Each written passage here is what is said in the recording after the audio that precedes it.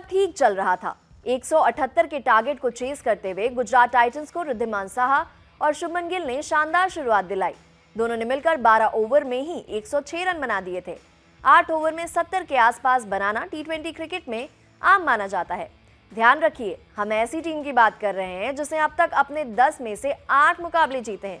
इसके बावजूद गुजरात ये मैच हार गई। दिलचस्प ये भी है कि गुजरात के सामने वो टीम थी जिसने अब तक सिर्फ एक मुकाबला जीता था। मुंबई इंडियंस प्लेऑफ कंटेंशन से भी बाहर हो चुकी थी। इस टीम की बॉलिंग ने लगातार रन्स गंवाए थे।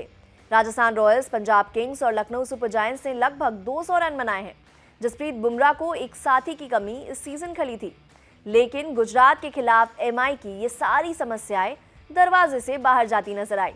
अब आपको बताते हैं कि गुजरात की पारी कहां लड़खड़ाई। गिल साहा दोनों ने हाफ सेंचुरी लगाई और गुजरात की जीत का प्लेटफॉर्म सेट था। 13वें ओवर में साहा और गिल दोनों को मुरुगन अश्विन ने चलता कर दिया। इसके बाद कप्तान हार्दिक पांड्या और साई सुदर्शन क्रीज पर थे। सुदर्शन हिट विकेट हुए। ये सीजन का पहला हिट विकेट था। इसके बाद गुजरात की पारी खुद को संभाल ही नहीं पाई। 18वें ओवर की चौथी बॉल क्रीज पर डेविड मिलर सुदर्शन की जगह ले चुके थे। राइली मेरेडिथ ने एक स्लो बॉल डाली। मिलर कनेक्ट नहीं कर पाए और इनसाइड एज लगकर बॉल सीधे ईशान किशन के हाथों चली गई। हार्दिक ने कॉल किया और रन दौड़ पड़े, लेकिन रन पूरा नहीं कर पाए। ईशान किशन ने उन्हें रन आउट कर दिया। हार्दिक ने डाइव भी नहीं मारा, मारते तो शायद बच सकते थे। इस समय तक गुजरात को 14 बॉल में 21 रन चाहिए थे। हार्दिक ने 14 बॉल पर 24 रन बनाए थे और गुजरात आराम से जीत की तरफ बढ़ रही थी। हार्दिक ने अपनी गलत कॉल से ही अपना विकेट गंवा दिया, और वो भी उस वक्त जब रिक्वायर्ड रन रेट इतना ज्यादा नहीं था।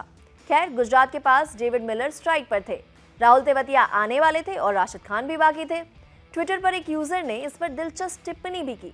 उन्होंने लिखा, ऐसा नहीं है कि एक गेंद या पल खेल को बदल देता है, लेकिन मैच में हार्दिक का रन आउट होना बेहद मूर्खतापूर्ण था। उस समय पूरी तरह से अनावश्यक। एक अतिरिक्त रन चुराने का जोखिम कभी भी सही नहीं होता। सैम्स को भी श्रेय देना चाहिए। अंत में वास्तव में अच्छी गेंदबाजी की।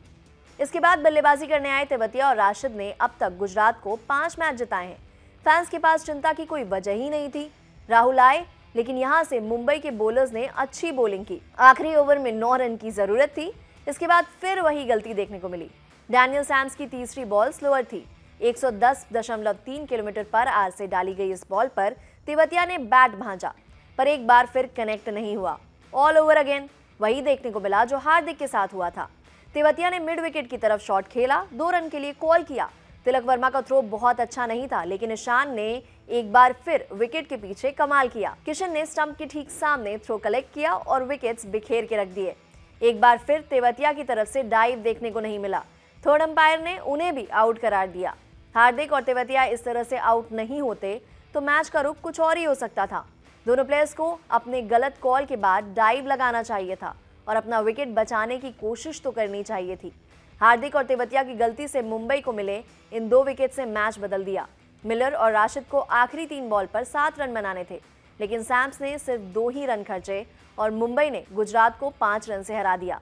एक शानदार टीम जो टेबल के पहले पायदान पर बैठी हो, उससे ऐसी गलतियां देखकर फैंस काफी निराश होंगे। एक और बात, इससे पहले आईपीएल इतिहास में मुंबई इंडियंस ने सिर्फ एक बार ही 9 या उससे कम रन आखिरी ओवर में डिफेंड किए थे। 2019 आईपीएल फाइनल के आखिरी ओवर में चेन्नई सुपर किंग्स को अपनी चौथी आईपीएल ट्रॉफी के लिए 9 रन चाहिए थे।